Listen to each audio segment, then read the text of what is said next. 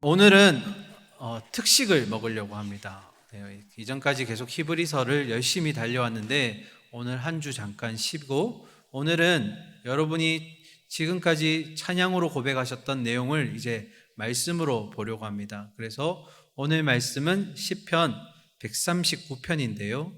1절부터 끝까지 읽기에는 시간상 제한이 돼서 읽는 건 12절까지 읽고 말씀은 시간 되는 대로 끝까지 한번 해보려고 합니다. 자, 우선 말씀 보도록 하겠습니다. 시편 139편 1절부터 12절까지 읽도록 하겠습니다. 구약성경 903면에 있습니다. 시편 139편 우리 1절부터 저와 여러분 교독하도록 하겠습니다. 1절입니다.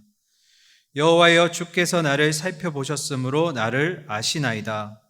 주께서 내가 앉고 일어섬을 아시고 멀리서도 나의 생각을 밝히 아시오며 나의 모든 길과 내가 눕는 것을 살펴보셨으므로 나의 모든 행위를 익히 아시오니 여호와여, 내 혀의 말을 알지 못하시는 것이 하나도 없으시니이다.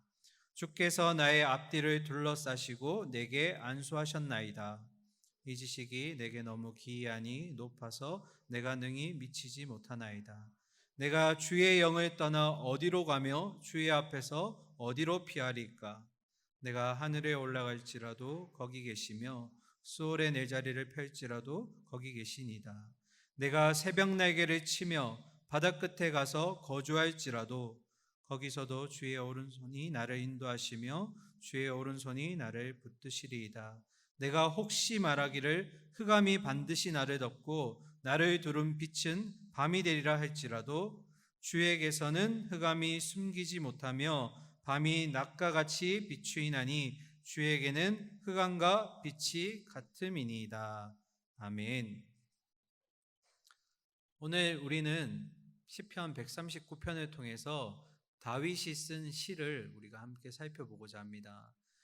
이 시편 139편은 하나님과 사람 사이의 친밀함을 가장 잘 드러낸 시로 유명합니다. 그러니까 하나님과 사람 사이가 얼마나 가깝고 중요한 사이인지를 설명해 주는 아주 좋은 시예요. 이 시편은 총 4연으로 나누어지는데요. 우리 시편을 볼 때는 이 장르에 충실하게 볼 필요가 있어요.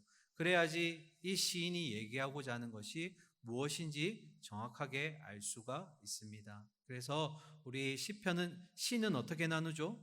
작게는 행으로 나누고 조금 크게는 연으로 나누어지죠. 그래서 제가 그 구조에 맞게 함께 말씀을 보도록 하겠습니다. 자, 먼저 1년을 보실 텐데요. 1년은 1절부터 6절까지 말씀인데요. 소제목이 나를 너무나 잘 아시는 하나님입니다. 이 주제를 가지고 우리 말씀 보도록 하겠습니다. 1절 볼까요? 여호와여, 주께서 나를 살펴보셨으므로 나를 아시나이다. 자, 여러분, 하나님이 지금 다윗을 보고 계시는데요. 보실 때 나를 살펴보셨다라고 얘기해요. 이 살펴보다라는 단어가 이 히브리어로 하카르라는 단어인데 정확한 원문의 뜻은 뭐냐면 치밀하게 분석하다, 조사하다 또는 꿰뚫어 보다라는 의미가 있어요. 그러니까 하나님이 지금 시인인 다윗을 바라볼 때 그냥 보시는 게 아니라 그의 그 보이지 않는 속까지, 내면에 있는 의도까지 바라보시고 있다라는 거예요. 그럼으로써 나를 안다라고 얘기하시는데, 여러분, 알다라는 단어도 굉장히 중요한 이유가 이 시편 139편에 총 24개의 절 중에 무려 7번, 아니죠. 24개의 절에 7번이나 안다라는 단어가 등장해요. 여러분, 이 알다가 히브리어로 여러분 한번 제가 언급해 드린 적이 있는데 야다라는 단어예요. 이 뜻의 정확한 의미가 뭐냐면 우리가 지식적으로 정보를 통해서 아는, 하나님에 관해서 아는 지식이 아니라 내가 실제로 경험한 하나님, 내가 만났던 하나님을 통해서 알게 된 그 하나님에 대한 이 안다라는 단어를 쓸 때 이 야다라는 단어를 써요. 성경에 이 야다가 어디에 쓰여졌냐면, 제가 좀 조심스러운데 부부들 사이에 성적인 관계를 통해서 알게 됐다, 그런 친밀함을 표현할 때 이 야다라는 단어를 써요. 창세기에 야다는 그렇게 쓰였어요. 그러니까 하나님과 다윗과의 관계가 그냥 지식적으로 아는 관계가 아니라 인격적이고 친밀함을 통해서 내가 저 다윗을 알아. 내가 하나님을 알아. 이런 지금 표현을 지금 가지고 있는 거예요. 인격적이고 실제적인 알을 얘기하는 겁니다. 그러면 1절을 정리하면 이렇게 돼요. 하나님이 시인인 다윗의 내면까지 꿰뚫어 보실 수 있을 정도로 다윗을 너무나 잘 알고 계신다라는 거예요. 그러면 제가 질문 하나 해볼게요. 여러분, 하나님 하면 가장 먼저 떠오르는 생각이 뭘까요? 하나님 하면 가장 먼저 떠오르는 생각은 전지전능하신 분이에요. 무엇이든 하실 수 있는 분이고 무엇이든 아실 수 있는 분이에요. 그런데 1절은 하나님이 굉장히 노력해서 다윗을 아는 것처럼 느껴지게 만들어요. 제가 여러분에게 어떤 질문을 드리고 싶은 거냐면, 하나님이 전지전능한 하나님이신데 왜 이렇게 다윗에게 꿰뚫어 보셔야 되고 이렇게 뭔가 노력을 통해서 아시는 부차적인 노력이 필요한가라는 거예요. 그냥 하나님이면 아실 수 있잖아요. 하나님이면 전지전능하신 분이시니까 이렇게 꿰뚫어 보지 않으셔도 다윗을 내면까지도 다 알고 계시죠. 그런데 왜 이렇게 노력하시는 것처럼 보일까? 그 이유는 두 가지예요. 첫 번째는 하나님이 다윗에게 관심과 애정을 지금 쏟고 계시다는 것을 보여주시기 위해요. 내가 이만큼 다윗을 잘 알고 있어. 이것을 하나님이 보여주시기 위해서 그만큼 관심의 표현으로 이렇게 얘기를 하고 계신 거예요. 그게 첫 번째고요. 두 번째는 하나님과 다윗 사이가 그만큼 친밀하고 인격적인 관계라는 것을 다윗이 지금 보여주고 있는 거예요. 내 하나님은 나를 이 정도 알고 계셔. 하나님은 그냥 아는 정도가 아니라 나의 정말 속속들이 나를 벗겨놓은 것처럼 잘 알고 계실 정도로 나랑 가까운 분이셔. 그런 의미예요. 여러분, 제가 결론에 이르렀을 때 이런 질문 드릴 거예요. 시편 139편을 다 보고 나니까 여러분 느낌이 어떠세요? 하고 물어볼 거예요. 어떤 느낌을 받으셨는지 물어볼 거예요. 한번 보세요. 시편 139편 계속 보겠습니다.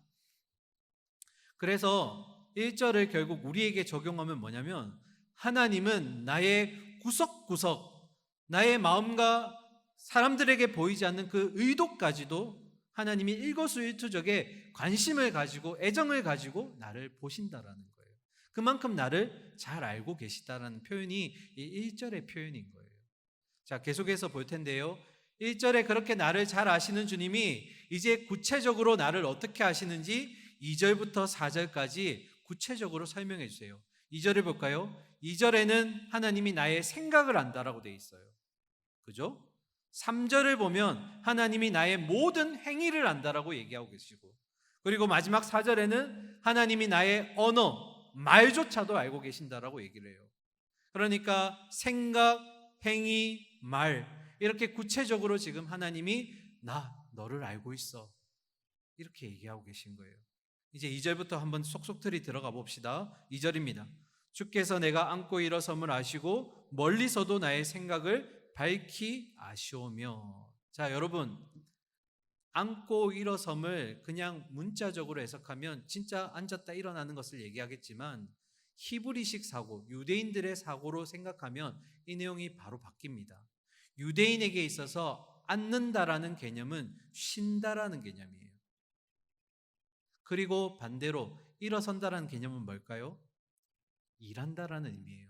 그러니까 앉고 일어섬이 반복되는 것은 쉼과 일함이 반복되는 것인데, 이것을 동작을 구분 짓는 것이 아니라 앉고 일어서기를 반복하듯이 쉼과 일함을 반복한다. 결국 다윗이 얘기하는 이 히브리식 개념의 앉고 일어선다는 것은 어떤 의미냐면 나의 모든 인생살이를 얘기하는 거예요.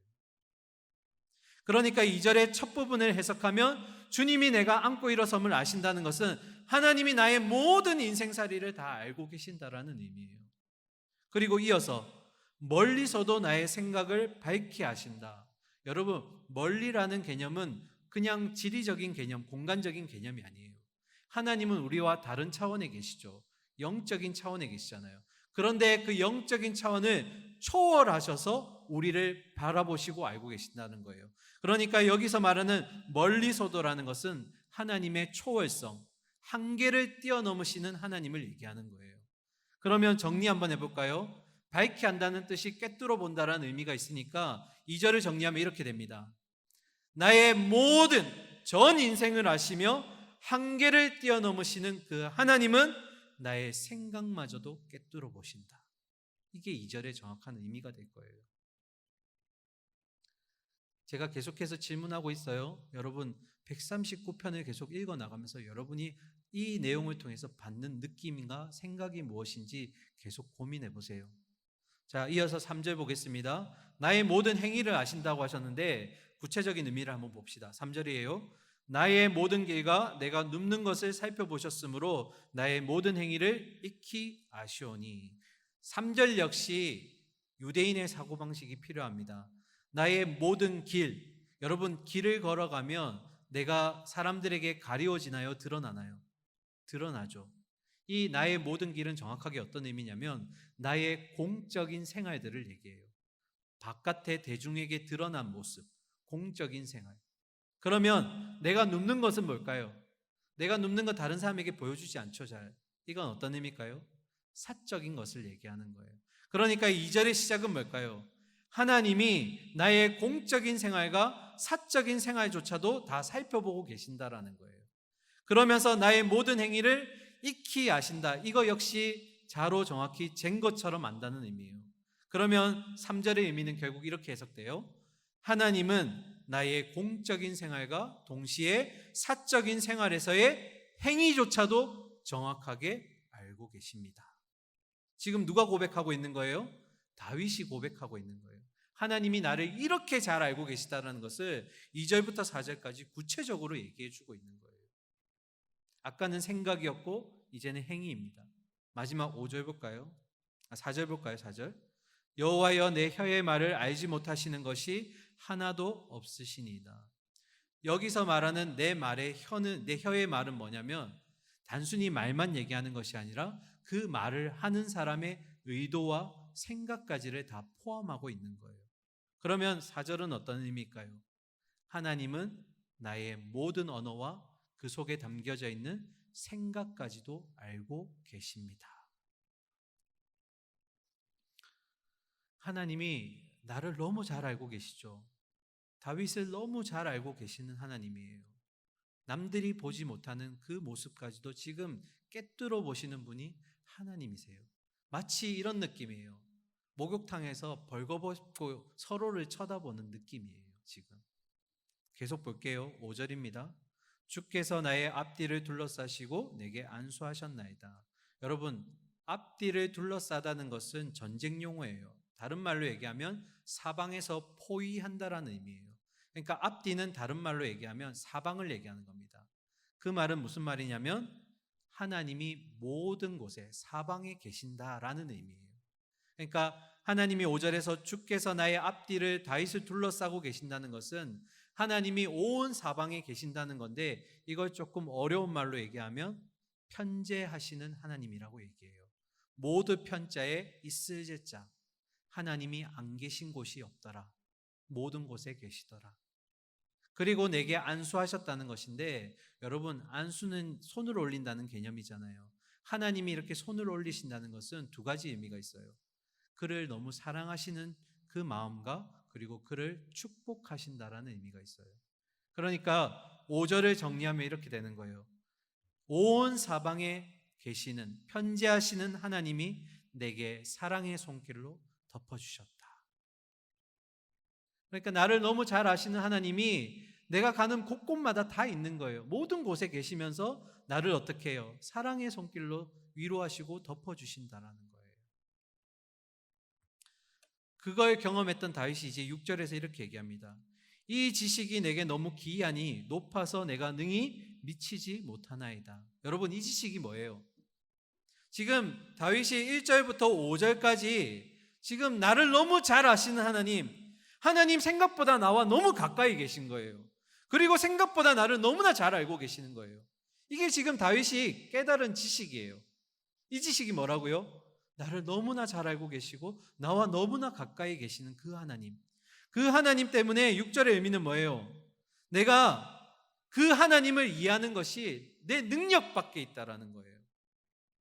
내가 어느 정도 하나님이 계시다는 건 알겠고, 그리고 내가 하나님이 나를 어느 정도 안다는 건 알겠는데, 내가 경험해 보니까 내 예상보다, 내 이성보다 하나님이 나를 너무 더 잘 알고 계시고 하나님이 나와 너무 가까이 계신 거예요.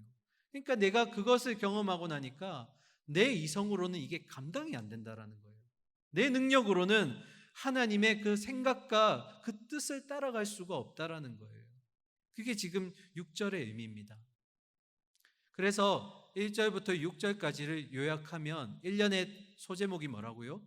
나를 너무나 잘 아시는 하나님. 마치 벌거벗은 것처럼 나를 정말 잘 아시는 주님, 그리고 나와 너무 가까이 계시는 하나님에 대해서 소개하고 있어요. 자, 여러분 빨리 진행하겠습니다. 다 마음 같아서는 24절까지 다 하고 싶어요. 한번 이연 보도록 하겠습니다. 이연은 7절부터 12절까지인데요. 이제는 내용이 바뀝니다. 어떤 내용으로 바뀌냐면 어디서나 계시며 언제나 계시는 하나님에 대해서 다윗이 이제 기록을 하기 시작해요. 어디에나 계시고 언제나 계신 하나님. 자, 7절 우리가 찬양으로 고백했는데요. 한번 보도록 하겠습니다. 내가 주의 영을 떠나 어디로 가며 주의 앞에서 어디로 피하리까?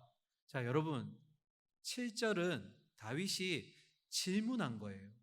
그런데 그 질문 속에는 이미 답이 정해져 있어요. 그걸 우리는 뭐라 불렀죠? 문법적으로 수사의문문이라고 했었죠. 그러면 다윗이 7절을 통해서 어떤 질문을 던졌을까? 두 가지예요. 첫 번째 다윗의 질문은 뭐냐면 내가 주님의 영을 떠나서 어디로 갈 수 있겠습니까? 답은 뭘까요? 주님 피해서는 아무 데도 갈 수 없다가 답인 거예요. 이미 답은 나와 있어요. 그리고 두 번째 질문이 이거예요. 내가 주님 앞에서 어디로 피할 수 있겠습니까? 여러분 원문대로 해석하면 주님 앞에서라는 것은 주님의 낯을 피하여, 얼굴을 피하여 라는 의미예요. 이 답 또한 뭘까요? 나는 주님의 영과 주님의 얼굴을 피해서 도망칠 수가 없습니다라는 의미예요. 주님, 내가 이렇게도 해봤고 저렇게도 해봤고 주님을 피하려고 해봤지만 그런데 주님 피할 수가 없었어요. 이건 마치 그 니느웨로 가라는 그 뜻을 거절하고 배를 돌리고 딴 데로 가려고 했던 요나의 고백과 같은 거예요. 하나님이 가라고 한 길로 안 가고 피했는데 결국 하나님의 뜻을 피할 수가 없었잖아요, 요나가. 마치 그 고백처럼 다윗도 같은 거예요. 내가 주님의 영이나 주님의 앞에서 피하려고 해도 피할 수가 없습니다라는 의미예요. 이 7절의 고백이 이제 8절부터 12절까지 아까 1년처럼 상세하게 구체적으로 설명이 됩니다. 한번 볼까요? 먼저 8절입니다.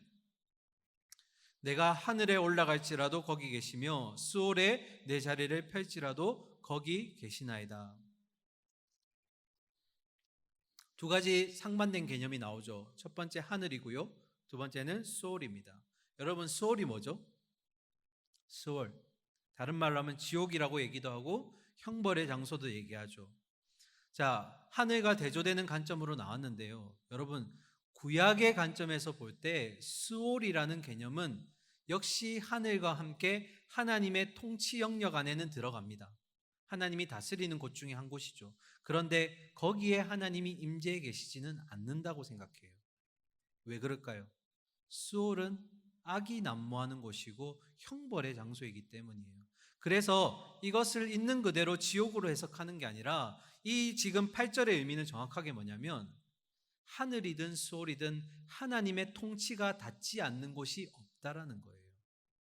전 영역에서 하나님의 통치가 이루어지고 있다라는 것이 이 8절의 의미예요. 그래서 8절을 정확하게 해석하면 내가 어디에 있든지 하나님의 통치의 영역 안에 있습니다라는 것이 지금 다윗의 고백인 거예요. 내가 갈 곳이 없어요. 나는 어디를 가든지 하나님의 그 영역 안에 있어요. 도망칠 곳이 없어요. 그리고 9절과 10절 볼까요? 우리가 아까 찬양으로 또 고백했던 내용이죠. 내가 새벽 날개를 치며 바다 끝에 가서 거주할지라도 거기서도 주의 손이 나를 인도하시며 주의 오른손이 나를 붙드시리이다. 여러분, 이 찬양 부르실 때 새벽 날개가 뭘까? 바다 끝이 뭘까? 고민해 보신 적 있으세요? 이 의미를 알면 여러분 찬양의 고백이 2배로 은혜가 돼요. 어떤 고백일까? 자, 이거는 좀 지리적인 개념이 필요합니다. 먼저 바다 끝부터 볼게요. 이스라엘에서 바다는 왼쪽에 있을까요? 오른쪽에 있을까요? 왼쪽에 있어요. 그 왼쪽은 바로 지중해입니다. 여러분, 왼쪽이 서쪽이에요? 왼쪽이 동쪽이에요? 서쪽이죠. 그러니까 지금 바다 끝은 다른 말로 하면 서쪽을 얘기하는 거예요. 그러면 여러분, 새벽 날개는 어디를 얘기하는 걸까요? 새벽에 동이 떠오를 때 해는 어디서 떠오르죠? 동쪽에서 떠오르죠. 처음 들어요? 해는 동에서 떠서 서로 지죠. 그러면 여러분, 구절은 어떻게 해석될까요? 내가 동쪽 끝에 있든지 아니면 서쪽 끝에 가서 거기에 있을지라도, 다시 말해서 동쪽이든 서쪽이든 그 어디로 가더라도 하나님은 거기 계시면서 나를 보호하시고 지키신다라는 거예요. 하나님의 손이 내가 동쪽에 있든지 서쪽에 있든지 안 닿는 곳이 없다라는 거예요. 아까는 통치 영역을 얘기했다면 이제는 지리적인 개념에서 내가 동으로 가든 서로 끝을 가든 하나님은 여전히 나와 함께 계시더라는 거예요. 이어서 11절과 12절 봅니다. 내가 혹시 말하기를 흑암이 반드시 나를 덮고 나를 두른 빛은 밤이 되리라 할지라도 주에게서는 흑암이 숨기지 못하며 밤이 낮과 같이 비추어나니 주에게는 흑암이 빛이 같음이니이다. 여러분, 11절에 보면 혹시 내가 말하기를 이라고 되어 있죠. 마치 가정법처럼 들려요. 그런데 원문에는 절대로 가정법으로 되어 있지 않아요. 원문에는 직설법으로 적혀 있어요. 무슨 의미냐면 11절은 원래 이렇게 적혀 있었습니다. 흑암은 반드시 나를 덮고 나를 두른 빛은 밤이 될 것입니다. 혹시가 아니라 반드시 된다라는 거예요. 흑암과 빛이 나를 덮을 것이라는 거예요. 어두움이. 그런데 여러분, 그런 흑암이 나를 반드시 덮을 것인데 12절 보세요. 12절 보시면 주에게서는 흑암이 뭐하다고요? 숨기지 못한다. 왜요? 주님이 빛이시기 때문에 주님이 내 안으로 들어오시고 나와 함께 계시면 내가 흑암이 있더라도 그것은 흑암이 될 수 있을까 없을까요? 흑암이 될 수 없다라는 거예요. 명과 암은 같이 존재할 수가 없어요. 명이 생기면 암은 사라집니다. 반대로 명이 사라지면 암이 생기죠. 그러니까 다윗 가운데 어둠이 생길지라도 하나님이 함께 하시면 그것은 어떻게 되는 거예요? 어둠이 될 수가 없다라는 거예요. 그러니까 이 11절과 12절은 정확하게 어떤 의미냐면 다윗의 어떤 신앙적인 고백이라기보다는 하나님이 모든 곳에 계신다. 그러므로 다윗이 있는 곳은 어둠이 될 수 없다라는 그 편재하시는 하나님, 모든 곳에 계시는 하나님을 오히려 소개하는 것이 지금 12절과 12절의 고백이 되는 거예요. 12절까지 이연을 보셨어요. 뭐라고요? 어디에나 계시고 언제나 함께 하신 하나님. 또 질문해야죠. 시편 139편 계속 읽고 나가고 있는데 여러분 어떤 느낌이에요? 나를 좀 꿰뚫어 보는 하나님의 그 눈빛이 느껴지시나요? 나와 함께 하시는 하나님의 그 마음이 느껴지세요? 계속 보겠습니다. 3년입니다.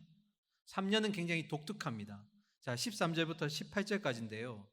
다윗이 어떤 고백을 하냐면 모태에서 어머니 태 속에 있을 때부터 창조되어가는 자신을 생각하면서 쓴 시예요.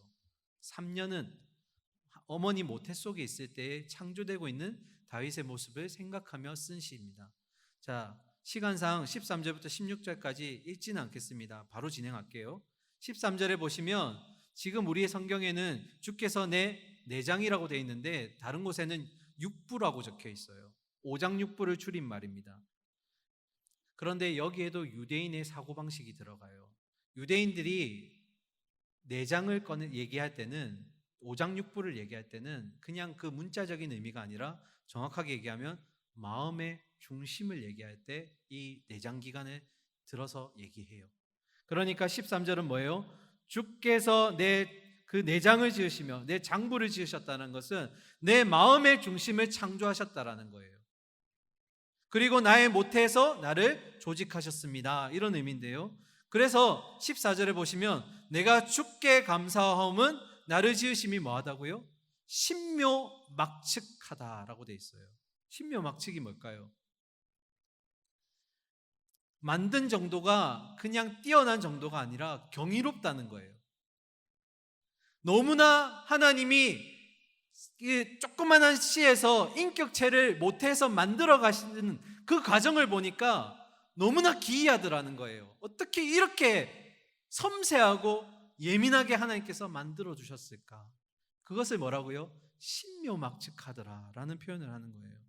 그래서 주의 행사가 기이함을 내 영혼이 잘 압니다. 무슨 의미냐면 시인이 다윗이 하나님의 자기를 창조하시는 그 과정이 모태 속에서 진행되는 것을 보니까 내가 볼 때 너무 정교하고 내가 볼 때 너무 비상하더라는 거예요. 그래서 15절에 이렇게 고백하죠. 내가 은밀한 데서 지음을 받고 땅의 깊은 곳에서 기이하게 지음을 받은 때에 나의 형체가 주의 앞에 숨기우지 못하였나이다 라고 되어 있는데요. 여러분 15절에 보시면 은밀한 데 그리고 땅의 깊은 곳은 같은 의미입니다. 어디를 얘기하는 거냐면 바로 어머니 태 속을 얘기하는 거예요. 다시요. 은밀한데 땅의 깊은 곳이 어디냐면 지금 다윗이 얘기하는 것이 어디냐면 어머니 태 속을 얘기하는 거예요. 그러니까 15절은 어떤 의미예요? 하나님이 그 어머니의 태 속에 내가 있을 때 그 기이하게 만들어지고 지음 받은 그때를 얘기하는 건데 결국 정리하면 그 어머니 태 속에서 빛도 없이 어두운 가운데 있을 때에도 하나님은 나를 최고의 작품으로 만들어내고 계셨다라는 거예요. 여러분이 지금 그런 존재예요. 하나님의 신묘막측하게 만들어진 존재라고요. 제가 여러분이 지금 너무 계속 시편 때문에 지금 다른 생각을 못하고 계신데 제가 화제를 좀 돌려볼게요.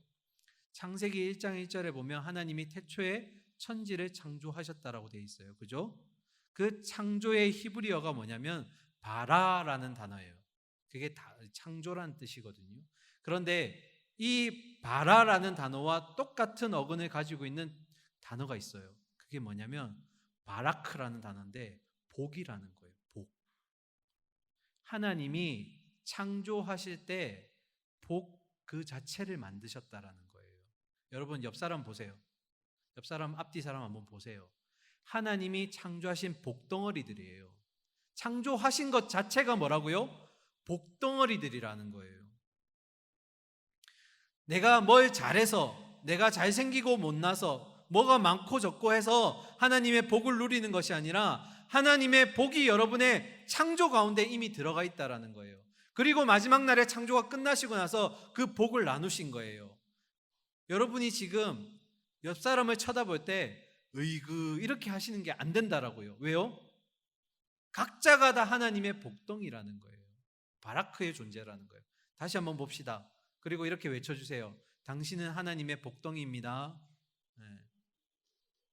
으이그 복덩아 이러지 말고 그런 눈빛으로 보지 말고 사랑스러운 눈빛으로.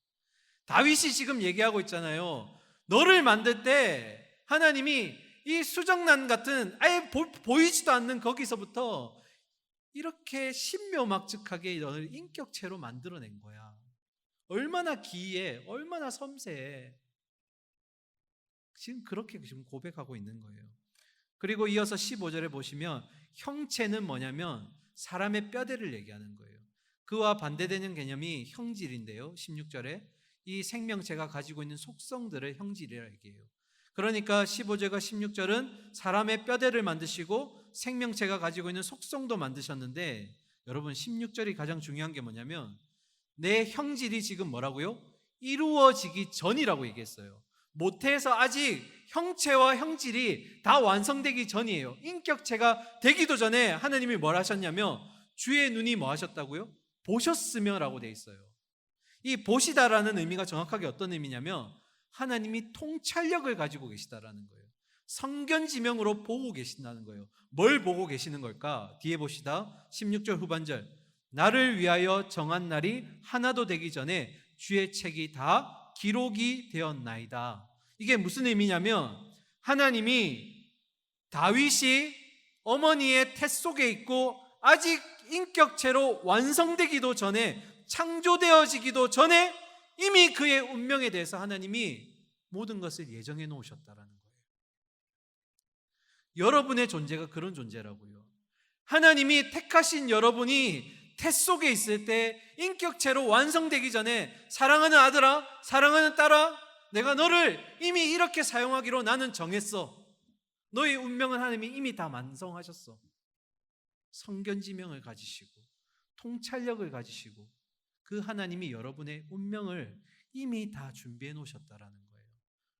그냥 단순히 복덩이가 아니라 그 복의 삶을 누릴 수 있도록 이미 여러분의 대로를 만들어 놓으셨다라는 거예요.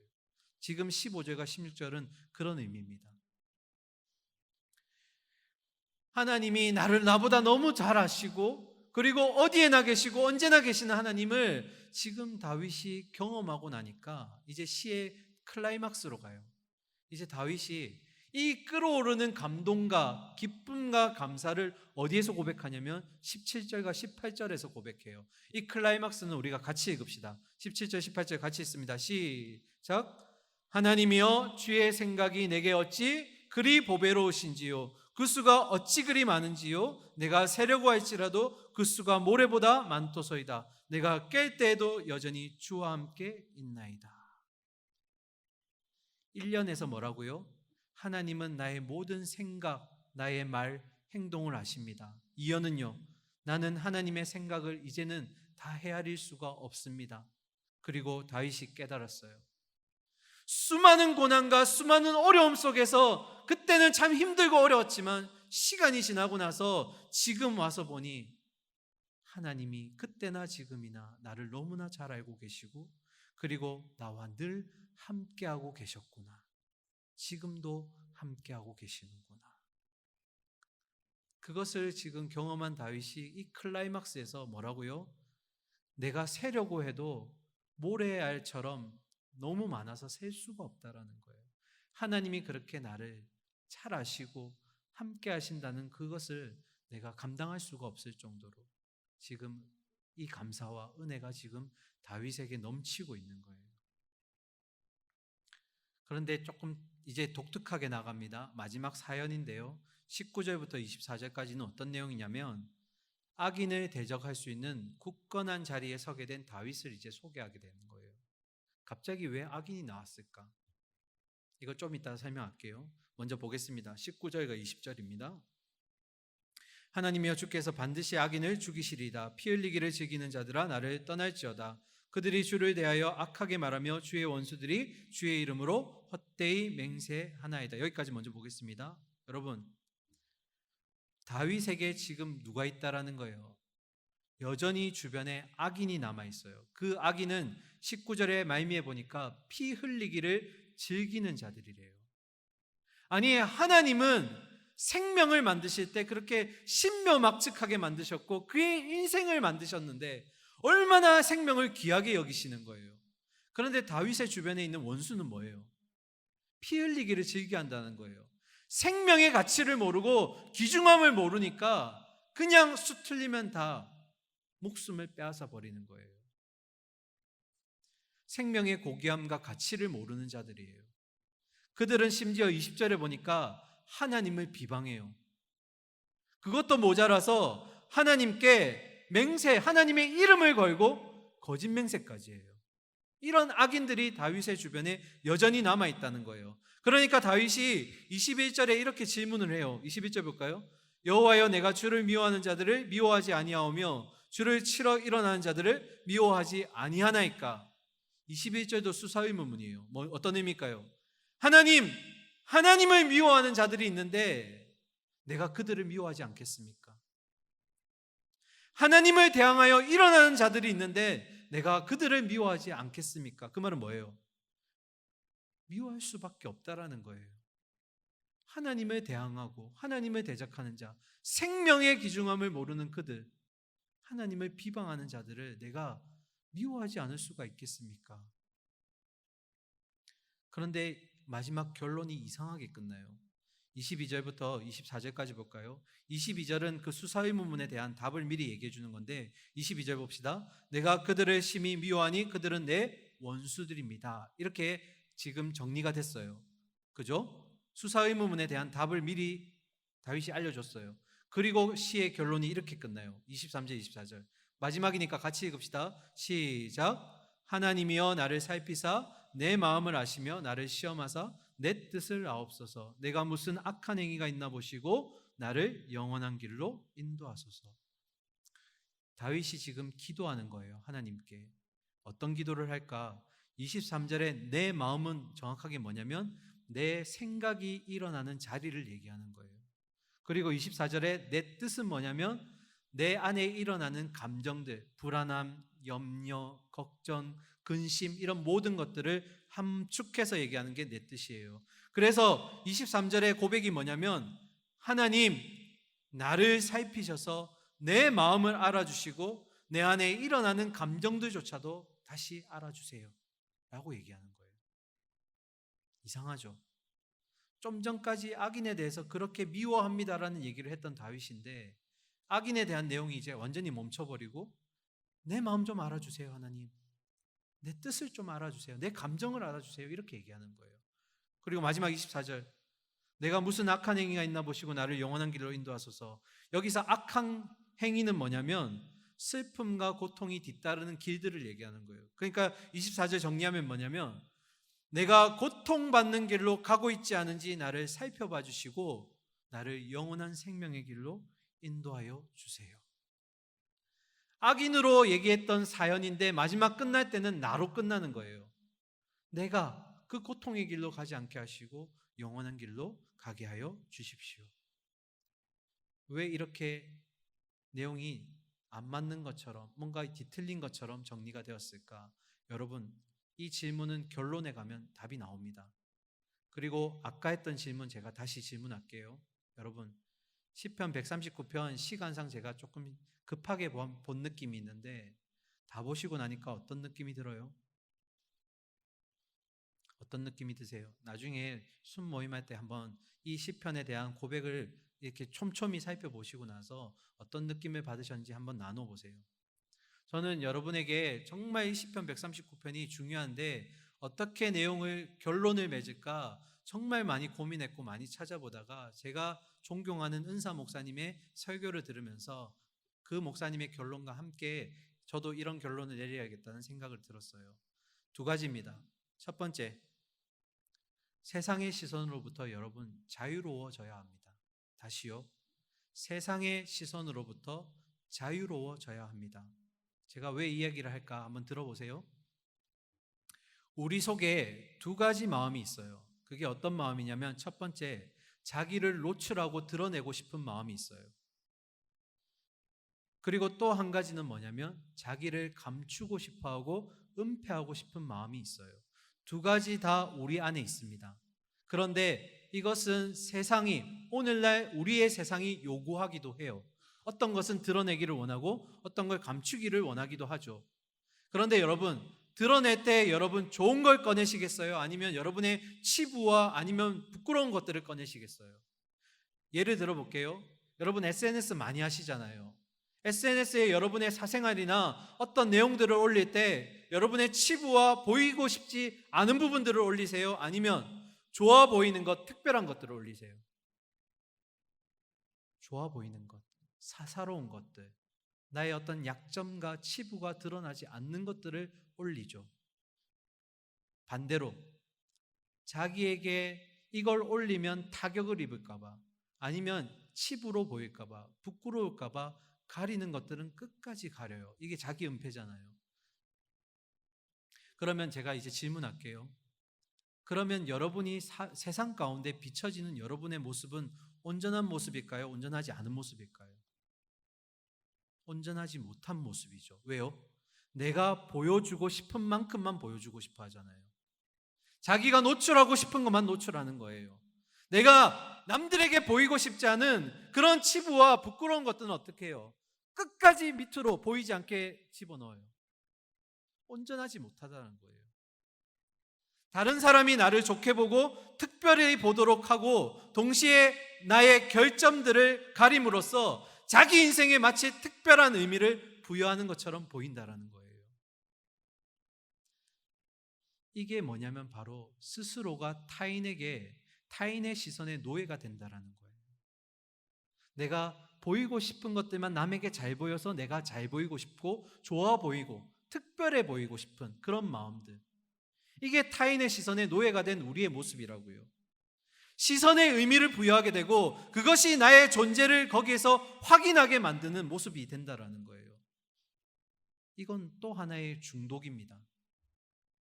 제가 왜 이 얘기를 하냐면 이게 우리의 그냥 삶 가운데서만 끝나는 게 아니라 이런 자기 노출과 자기의 은폐하는 마음들이 하나님에게도 똑같이 될 수 있다라고 착각한다라는 거예요. 가장 큰 문제가 뭐라고요? 이러한 자기 노출과 자기 은폐의 모습이 하나님에게도 적용될 수 있을 거라고 생각한다라는 거예요. 잘 보이고 싶어하는 모습, 좋아 보이는 모습은 하나님이 바라봐 주시기를 원해요. 그런데 반대로 나의 결점이나 나의 수치 같은 모습들은 많은 사람들 속에 있으면 하나님이 못 보시는 것처럼, 내가 가리고 싶으면 하나님이 안 보시는 것처럼 생각한다라는 거예요. 그런데 오늘 시편 기자는 우리에게 뭘 얘기해요?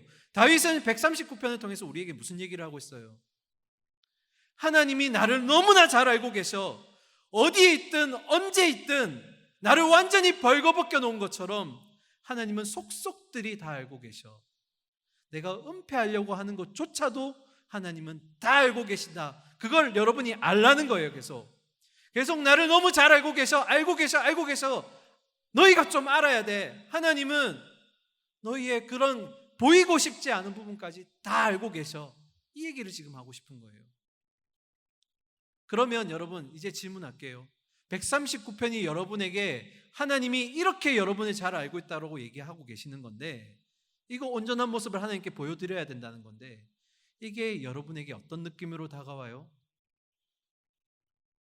하나님이 내가 숨기고 싶은 것조차도 다 알고 계시다는 이 의미가 여러분에게 축복으로 느껴져요? 아니면 감시받는 것처럼 부담처럼 느껴지세요? 제가 이걸 얘기하기 위해서 여기까지 온 거예요. 무슨 의미냐면 여러분, 하나님이 여러분을 너무나 잘 알고 계시고 내가 가리고 싶어하는 것조차도 보여드려야 되는 이유는 바로 하나님이 바로 나를 너무 잘 알고 계신 게 축복이기 때문이에요. 왜 축복일까? 그 이유는 바로 하나님이 내 편이시기 때문이에요.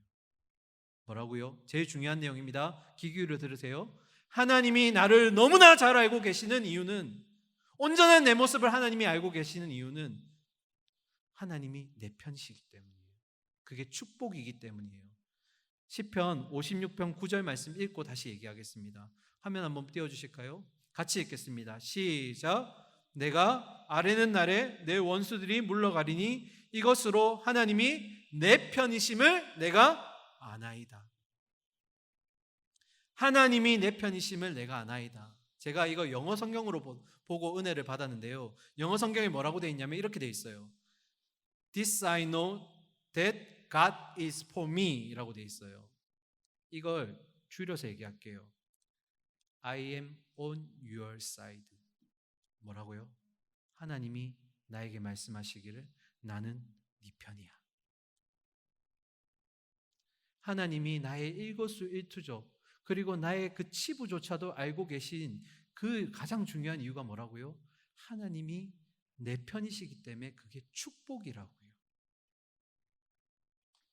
다윗이 지금은 내가 원수들로부터 온갖 조롱과 수치를 경험하고 있지만 하나님이 나를 가장 잘 알고 계시기 때문에, 나의 모든 인생을 계획해 놓으셨기 때문에 결국 이 원수들을 정의 하나님께서 해결해 주실 거라는 걸 다윗이 깨닫고 있었던 거예요. 그러니까 다윗은 더 이상 원수에 대해서 마지막에 얘기하지 않은 거예요. 나를 너무나 잘 알고 계신 하나님, 내 주변에 원수들이 알고 있다는 것도 알고 계시는 거예요. 그리고 내가 힘들다는 거 알고 계시기 때문에 하나님, 내가 뭐라고 얘기하지 않아도 하나님이 다 정리해 주신다라는 거예요. 하나님 어떤 분이실까요? 나를 너무나 잘 아시는 분이에요. 나의 아무것도 감추지 않아도 되는 분이에요.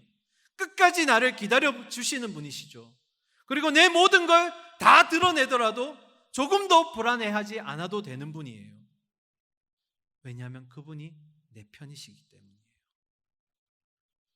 나를 너무 사랑하시기 때문에 나의 모든 어려움과 부끄러움과 수치들을 다 해결해 주시는 그분이 내 편이시라고요. 이게 여러분에게 정말 축복이 되고 은혜가 되기를 바랍니다. 뭐라고요? I'm on your side. 나는 처음부터 끝까지 네 편이야. 그래서 여러분, 그런 모든 어려움과 수치와 부끄러움을 해결해 주실 거라는 그 믿음의 확고함만 있으면 뭐라고요?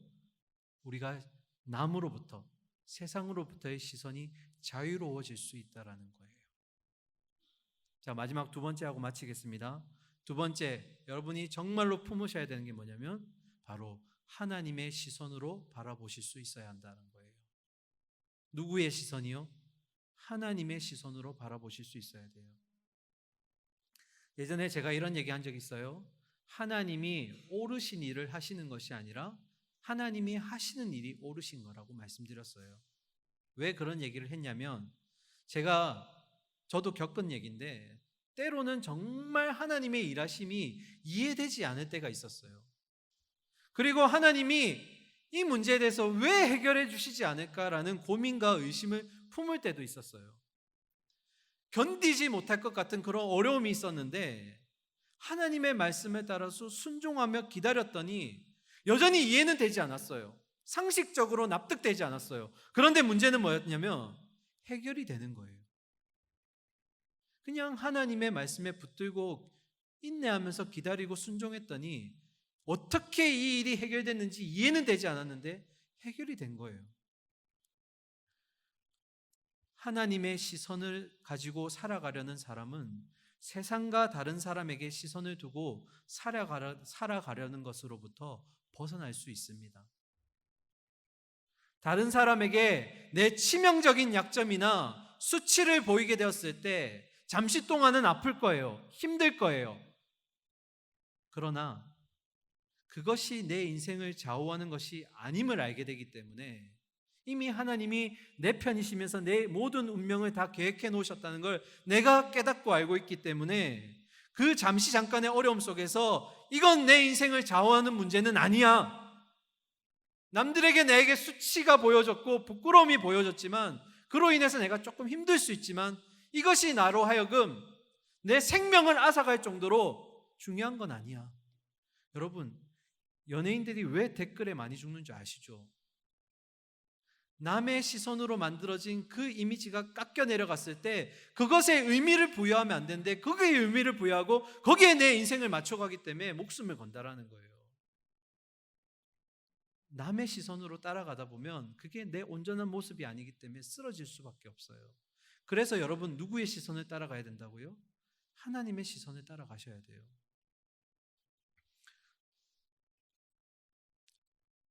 하나님의 시선을 따라갈 때 결국 모순된 우리의 세상을 바라보고 또 심지어 내가 용서하지 못하는 그런 사람을 바라볼 때도 결국 하나님이 내 편이시기 때문에 정의와 공의로 다윗이 그렇게 했던 것처럼 심판하실 것을 믿고 따라갈 수 있다라는 거예요. 그렇게 왜곡된 세상을 품어낼 수 있다라는 거예요. 오히려 마지막에 다윗은 그 원수들을 품어냈죠. 하나님의 시선으로. 하나님의 시선을 가진 자만이 진심으로 세상과 다른 사람을 품을 수 있는 겁니다. 말씀을 마무리할게요. 세상의 시선으로부터 여러분이 자유로워져야 되고 하나님의 시선으로 모든 것을 바라볼 수 있으려면 훈련이 필요합니다. 계속 훈련되어져야 돼요. 우리가 하나님의 시선으로 살아갈 때 진심으로 세상과 사람들을 그리고 심지어는 내 내면까지도 바라볼 수 있게 되고요. 그리고 진심으로 행동할 수 있게 되고 진심으로 십자가를 질 수 있게 됩니다. 그런 십자가를 지고 살아갈 때 세상이 우리를 궁금해하고요. 의심 없이 바라볼 수 있게 될 거예요. 영원히 내 편 되시는 주님 앞에 있는 모습 그대로 나아가시기를 바랍니다. 그리고 주님의 시선으로 모든 것을 바라보고 품을 수 있는 그런 청년들 되시기를 간절히 소망하고 축원합니다. 우리 이 시간 찬양하고 주님 앞에 기도하며 결단하며 나아가도록 하겠습니다.